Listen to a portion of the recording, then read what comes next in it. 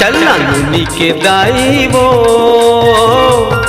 रतनपुर गाँवे माँ देखेला पर्वत दान में लावो। रतनपुर गाँवे माँ देखेला पर्वत दान में लावो। जाहू बाबू के दादा हो रतनपुर गाँवे माँ देखेला पर्वत दान में लावो।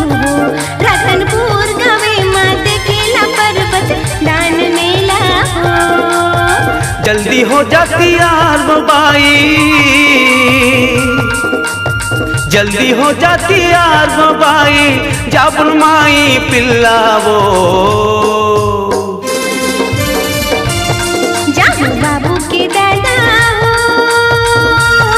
रतनपुर गाँवे माँ देखेला पर्वत धान में लावो।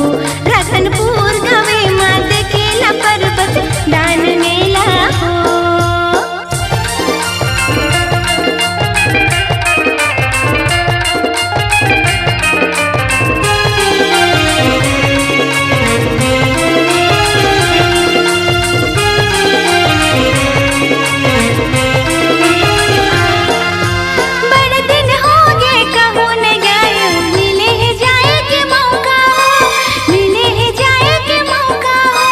तबे तुम्हें हाथों लावो कोई बात कहत हो ठोकावो।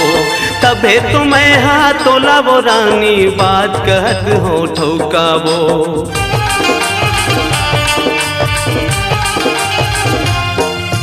बड़े दिन हो गए कहूँ न गए मिले है जाए के मौका हो। मिले है जाए के मौका हो। तबे तुम्हें हाथों लावो कोई बात कहत हो ठोकावो। तबे तुम्हें हाथों लावो रानी बात कहत हो ठोकावो। जल्दी हो जाती यार बाई,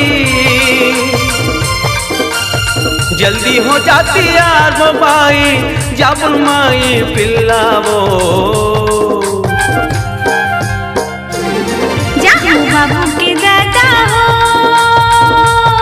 रतनपुर गाँवे माँ देखेला पर्वत दान में लावो। रतनपुर गाँवे माँ देखेला पर्वत दान में लावो।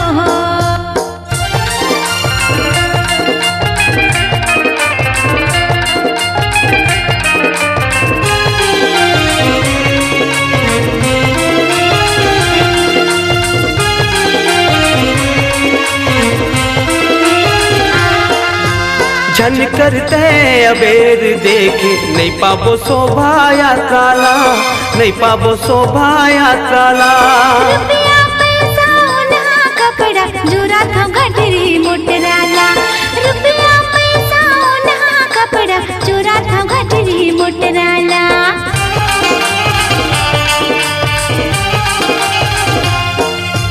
झन करते अबेर देखे नहीं पाबो शोभाया काला, नहीं पाबो शोभाया काला। रुपया पैसा ओन्हा कपड़ा जोरा था घटरी मोटराला।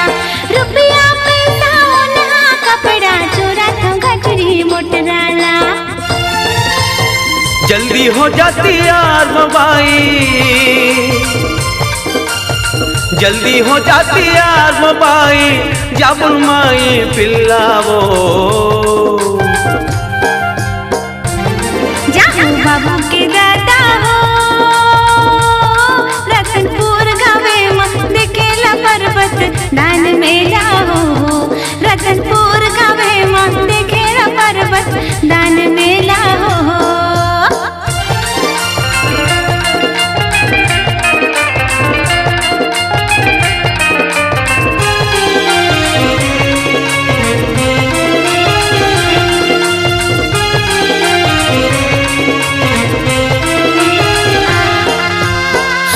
वंश के आदर्श बिहावेला जाके देखबो ना, बिहावेला जाके देखबो ना।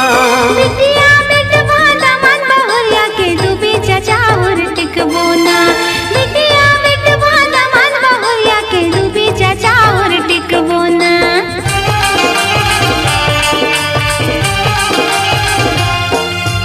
सूर्य वंश के आदर्श बनारस बिहावेला जाके देखबो ना, बिहावेला जाके देखबो ना। बिटिया बेटवा दामन बहुरिया के डूबे चचाउर टिकबो ना।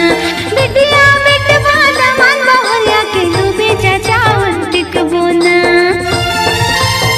जल्दी हो तैयार हो जोड़ी,